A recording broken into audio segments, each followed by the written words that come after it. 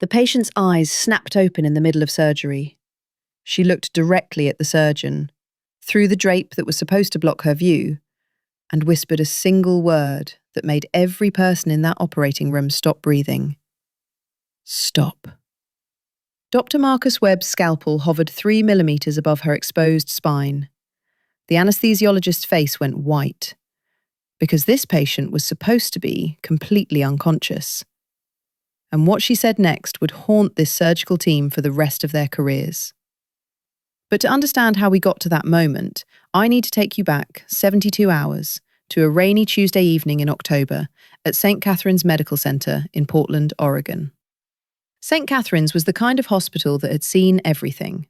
Level 1 trauma center, teaching hospital, the place where the most complicated cases in the Pacific Northwest ended up when other hospitals ran out of options.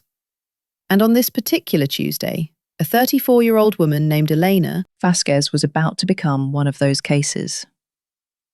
Elena was a high school chemistry teacher, mother of 2 boys, ages 7 and 4, the kind of person who coached her older son's soccer team on weekends and spent her summers taking her kids hiking through the Columbia River Gorge. She'd been healthy her entire life, never smoked, ran 3 miles every morning before her kids woke up. But for the past 6 weeks, something had been wrong. It started as a dull ache in her lower back, the kind of thing you blame on sleeping wrong or lifting groceries at a weird angle. She'd taken ibuprofen, done some stretches she found on YouTube, ignored it. But the pain didn't go away. It got worse. And in the past week, it had become something else entirely. Shooting pain down her left leg, numbness in her foot, a tingling sensation that woke her up at 3 a.m, feeling like her leg was on fire. Her primary care doctor had ordered an MRI, and when the results came back, he'd called her immediately. Not his nurse, not the front desk to schedule a follow-up, him personally. That's never a good sign. The MRI showed a mass, a tumor, pressing against her L4 to L5 vertebrae, wrapped around the nerve roots that controlled sensation and movement in her left leg. It was growing, and if they didn't remove it soon, Elena Vasquez might never walk again. Enter Dr. Marcus Webb, 53 years old, chief of neurosurgery at St. Catherine's, the surgeon other surgeons called when they had a case they couldn't figure out. Marcus had been operating on spines for 26 years. He'd removed tumours that other doctors said were inoperable. He'd given people back the ability to walk when they'd been told they never would again. He was confident because he had every reason to be. And when Elena's case landed on his desk, he saw exactly what he expected to see. A challenging but manageable tumour removal. A 6-hour surgery, 2 weeks of recovery, a patient who would go home to her kids and her morning runs and her chemistry classes. But there was something in Elena's file that Marcus didn't look at closely enough. Something that would change everything. The consultation went exactly how these things usually go. Marcus explained the procedure in terms Elena could understand. He showed her the MRI, pointed to the mass, traced the path he would take to remove it. He was reassuring without being dismissive, honest about the risks without being scary. Elena asked good questions. Her husband, David, asked even more. They left that appointment feeling something they hadn't felt in weeks. Hope. The surgery was scheduled for Friday morning. Elena spent Thursday night in the hospital for pre-operative preparation, blood work, chest x-ray, the standard checklist that every surgical patient goes through. At 9:47 p.m, she video called her sons to say goodnight. The older one, Miguel, told her to be brave. The younger one, Carlos, showed her a drawing he'd made of their family, hiking to their favourite waterfall. She promised them she'd be home soon. Now here's where I need to introduce you to someone crucial. Dr. Sandra Chen was the anesthesiologist assigned to Elena's case. 41 years old, 15 years of experience, meticulous to a fault. The kind of anesthesiologist who triple-checked everything because she'd learned early in her career that the details matter. While Marcus Webb was the star of the operating room, Sandra Chen was the person who made sure the patient survived long enough for Marcus to do his work. And on Thursday night, while reviewing Elena's chart, Sandra noticed something that gave her pause. Elena had listed a medication on her intake forms, a muscle relaxant called cyclobenzaprine. She'd been taking it for 3 weeks, prescribed by her primary care doctor to help with the back pain. It was a common medication, nothing unusual, but Sandra made a mental note to confirm the dosage and timing with Elena in the morning. She wanted to know exactly when Elena had taken her last dose. Friday morning arrived grey and cold. Elena woke up at 5:30 a.m. in her hospital bed. She hadn't slept well. Fear does that. At 6:15, a nurse came to start her IV line. At 6:45, the transport team arrived to wheel her down to the surgical suite. And at 7:02 a.m., Elena Vasquez was rolled into operating room 3. The room was cold, like all operating rooms are. Bright lights, quiet efficiency. A team of 7 people moving with practiced precision. Sandra Chen was at Elena's head, attaching the monitors that would track her heart rate, blood pressure, and oxygen levels throughout the surgery. She asked Elena how she was feeling. Elena admitted she was terrified. Sandra smiled warmly and told her that was completely normal, that she was going to take good care of her, that when she woke up, it would all be over.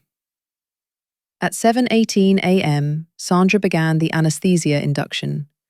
Propofol first, the medication that would put Elena to sleep. Then rocuronium, a paralytic that would prevent any muscle movement during the delicate spinal surgery. Then sevoflurane gas to maintain the unconscious state throughout the procedure. Elena's eyes fluttered closed, her body relaxed. The monitors showed steady vitals. Everything looked perfect. But something was already going wrong inside Elena's body. Something that wouldn't become apparent for another 3 hours. Dr. Marcus Webb entered the OR at 7:34 a.m., gowned, gloved, ready.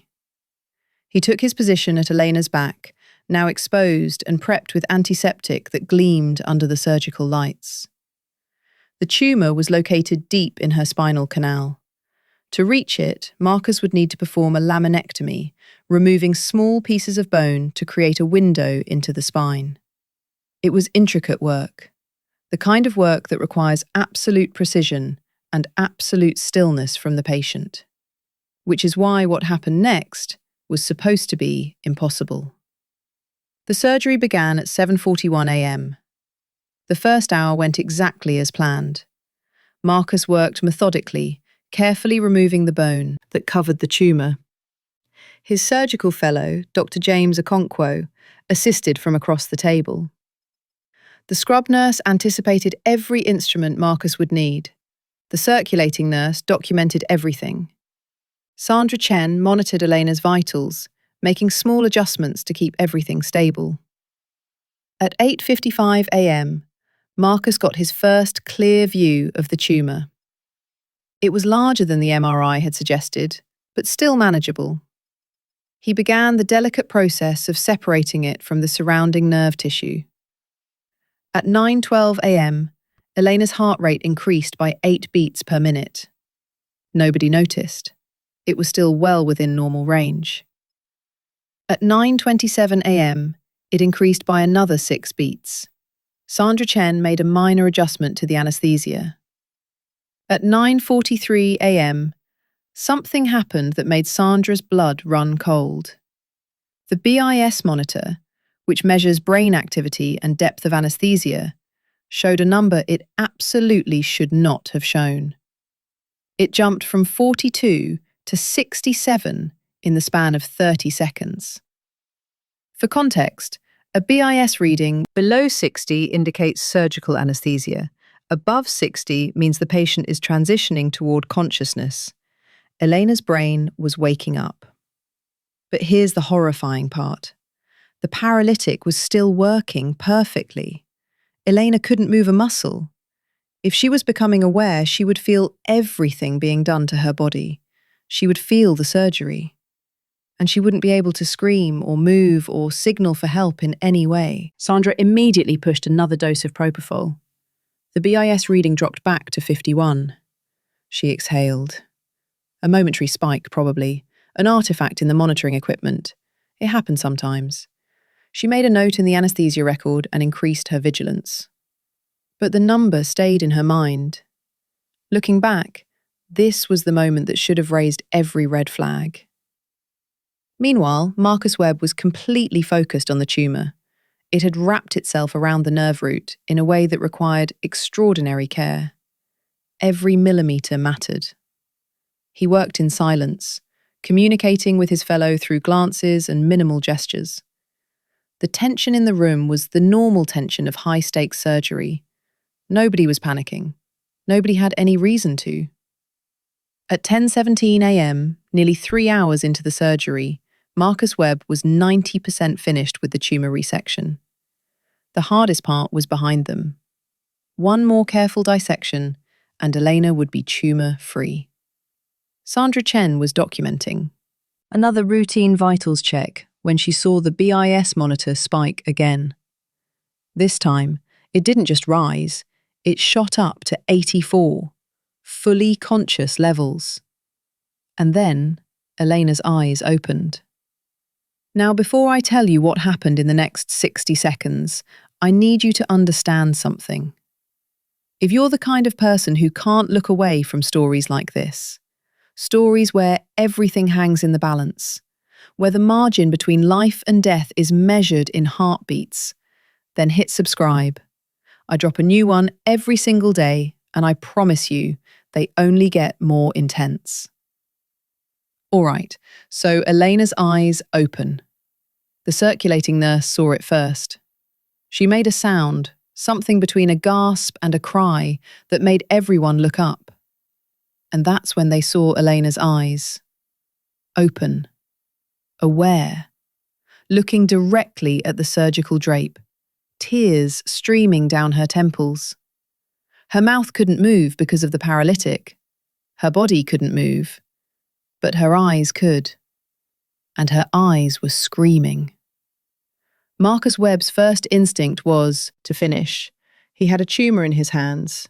If he stopped now, if he removed his instruments incorrectly, he could damage the nerve root permanently. Elena could be paralyzed. But he was also looking at a patient who was awake, who could feel his instruments inside her spine. And then Elena did the only thing she could do. She moved her lips. The paralytic had weakened just enough for her to form a single word, a whisper so quiet that only Sandra Chen, positioned at her head, could hear it. Stop. The operating room froze. It was the kind of silence that has weight. Sandra immediately began pushing emergency doses of anesthesia, but she was facing an impossible situation. If she gave too much, she could cause Elena's blood pressure to crash. In the middle of an open spinal surgery, that could be catastrophic. If she gave too little, Elena would continue to feel everything. Marcus Webb made a decision in that moment that would define his career. He slowly, carefully, began to withdraw his instruments from Elena's spine. He couldn't finish the resection. But he could minimize the damage. He could close. He could give Elena's body a chance to recover before they tried again. But here's what nobody in that room knew yet. Elena couldn't feel a thing. The awareness, the terror in her eyes, the single word she had spoken, all of it was happening in a state of complete physical numbness. The paralytic had blocked her pain receptors completely. She was conscious, but she wasn't in agony. She was trapped inside a body that wouldn't respond, watching a surgery happen to her, feeling pressure but not pain. It was horrifying. But it wasn't the torture they feared. At 10:24 a.m., Sandra finally got Eleanor's consciousness suppressed. The BIS reading dropped to 38. Eleanor's eyes closed, her body relaxed. But the damage was done. Everyone in that room had seen what happened. Everyone in that room knew that Elena Vasquez had woken up during surgery.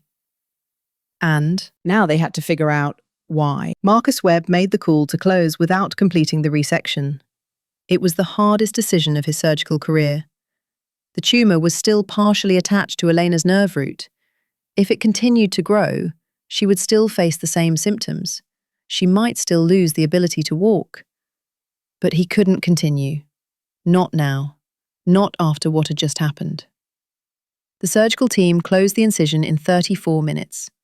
Elena was transferred to the recovery room at 11:08 a.m. And then the investigation began. What happened to Elena Vasquez is called intraoperative awareness. It's one of the most feared complications in anesthesia. Patients wake up during surgery, paralyzed, unable to move or speak, while medical procedures are performed on their bodies. It's rare, occurring in roughly 1 or 2 out of every 1,000 surgeries. But when it happens, the psychological trauma can be devastating. Patients develop PTSD. They have nightmares. Some never recover. And in Elena's case, something had gone terribly wrong with her anesthesia. Sandra Chen spent the next 72 hours trying to figure out what had happened. She reviewed every medication she had given, every dosage, every timing. She checked the anesthesia machine for malfunction. She checked the IV lines for infiltration. Everything was perfect. Everything had been done correctly. And then she found it. The cyclobenzaprine, the muscle relaxant Elena had been taking for her back pain. It wasn't on the standard list of medications that interact with anesthesia. Most anesthesiologists wouldn't think twice about it. But Sandra found a case report from 2019, a single case report published in an obscure anesthesiology journal. In that case, a patient who had been taking cyclobenzaprine experienced rapid metabolism of propofol, the primary agent used to maintain unconsciousness during surgery. The muscle relaxant had induced a liver enzyme that chewed through the anesthesia at twice the normal rate. It was so rare that it wasn't in any of the standard databases, it wasn't in any of the drug interaction checkers that Sandra had used during her preoperative assessment. But it had happened to Elena Vasquez. Elena woke up from her surgery with no physical pain. The spinal work Marcus had managed to complete was healing well. But something had broken inside her that wouldn't show up on any scan. She remembered everything. The cold of the room, the pressure of the instruments, the helpless terror of being trapped inside her own body. The word she had managed to force through lips that wouldn't obey. Stop. She said it over and over in her nightmares. She woke up screaming it at 3 a.m. Her husband held her while she shook, while she told him what it felt like to be paralyzed and conscious and utterly, completely powerless. The hospital immediately offered Elena full psychiatric support. She was diagnosed with acute stress disorder, which would later develop into PTSD. She started therapy, she started medication. She tried to explain to her sons why Mummy couldn't sleep anymore, why Mummy cried when she saw doctors on TV, why Mummy sometimes had to leave the room when things got too quiet. Marcus Webb visited Elena before she was discharged. He stood at the foot of her bed and apologized. Not because he had done anything wrong, not because his surgical technique had been faulty, but because he had been part of the worst experience of her life. He told her he was sorry. He told her that they would figure out what went wrong. He told her that when she was ready, he would complete the tumor resection himself and he would make sure nothing like this ever happened again. 6 weeks later, Sandra Chen presented her findings at the hospital's Morbidity and Mortality Conference. She explained the drug interaction. She showed the case report. She proposed new screening protocols that would catch similar interactions in the future. But here's the thing about medicine. Sometimes you do everything right. Sometimes you check every box, follow every protocol, use every tool available to you, and something still goes wrong. Because medicine is practiced on human beings, and human beings are infinitely complex. There are interactions we haven't discovered yet. There are reactions we can't predict. There are cases that fall through every safety net we've built. Elena went home. She went back to her life, or tried to. She hugged her sons. She kissed her husband. She sat in her kitchen and looked out at the backyard where Carlos's drawings were taped to the refrigerator. But she wasn't the same person who had gone into that operating room. She might never be the same person again. 4 months after the first surgery, Elena came back. The tumor had grown. Her symptoms had worsened. The numbness in her foot had spread up her leg. She was using a cane now. And she had made a decision. She would have the surgery completed. Not because she wasn't afraid. She was terrified. But because she wanted her life back. She wanted to hike with her sons again. She wanted to run in the mornings. She wanted to be the person she was before a tumor started pressing on her spine and a surgery went wrong. This time, everything was different. Sandra Chen had developed a new protocol specifically for Elena's case. Multiple independent monitors for consciousness level, continuous brainwave monitoring, backup anesthesia delivery systems, a protocol for the team to check Elena's awareness every 15 minutes throughout the procedure. The cyclobenzaprine had been discontinued months ago. Elena's liver function had been tested to ensure normal drug metabolism. Every possible precaution had been taken. Before they took her to the operating room, Elena asked Sandra Chen a question. "Will I wake up again?" Sandra took Elena's hand. She looked her directly in the eyes and she said, "I will not let that happen to you. I will be watching every second. And if there is even a hint of awareness, I will stop everything." Elena nodded. She let them wheel her away. The second surgery took 7 hours. 7 hours of the most careful work Marcus Webb had ever done. 7 hours of Sandra Chen watching every monitor like her life depended on it. 7 hours of an entire surgical team holding their breath, working in a kind of focused silence that went beyond professionalism into something almost spiritual. At 5:47 p.m, Marcus Webb removed the last piece of tumor from Elena Vasquez's spine. The nerve root was intact, the surgical field was clean, and Elena had remained completely unconscious for the entire procedure. Sandra Chen had not taken her eyes off the BIS monitor for 7 straight hours. Her value never rose above 45. Elena did not wake up. When Elena opened her eyes in the recovery room, the first thing she saw was her husband's face. David was crying. He was holding her hand so tightly it almost hurt. And when she looked around the room, she saw Sandra Chen standing in the corner, still in her surgical scrubs, watching, making sure. Elena's lips formed a question. "Did I wake up?" Sandra shook her head. Not for a second. The recovery was long. 6 weeks of physical therapy, months of rebuilding the strength in her leg. But Elena walked out of St. Catherine's Medical Centre on her own 2 feet. She went home to her sons. She told them Mummy was going to be okay.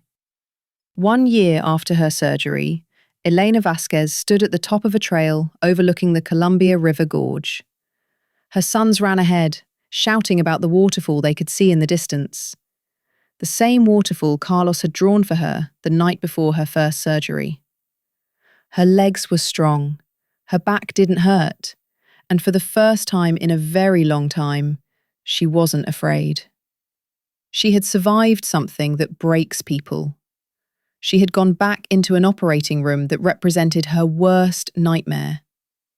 She had trusted the people who had failed her the first time, and they had not failed her again. Sandra Chen's case report on Elena was published in a major anesthesiology journal. Her new screening protocols were adopted by 3 other hospitals in the region. The drug interaction database was updated to include cyclobenzaprine. Because of what happened to Elena Vasquez, dozens of future patients would be protected from the same fate. Marcus Webb keeps a card in his desk. Elena sent it to him on the 1-year anniversary of her second surgery. Inside, there's a photo of her family at the waterfall. On the back, in her handwriting, "Thank you for not giving up on me. Thank you for being there when I came back." That one word, stop, spoken by a paralyzed patient in the middle of surgery, changed protocols at St. Catherine's Medical Centre. It changed how Sandra Chen practices anesthesia. It changed how Marcus Webb thinks about the patients on his table. But mostly, it changed Elena. She learned something about herself in that operating room. She learned that she could survive the unsurvivable. She learned that courage isn't the absence of fear, it's walking back into the place that terrified you, because the alternative is giving up. And Elena Vasquez doesn't give up. Intraoperative awareness affects thousands of patients every year. Most cases are brief. Most patients feel nothing but confusion and disorientation.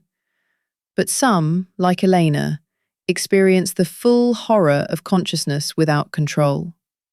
And for every Elena who survives and recovers, there are others who don't, who can't go back, who carry the trauma with them forever. Medicine is not perfect. It never will be. We're practicing an imperfect science on infinitely complex human beings, and sometimes, despite our best efforts, things go wrong. The question isn't whether mistakes will happen. The question is what we do after. Do we hide them? Do we bury them in paperwork and legal defences? Or do we learn from them? Do we change? Do we make sure that the next patient, and the patient after that, and the patient after that, never has to go through what Elena went through? Elena Vasquez went back to teaching chemistry that fall.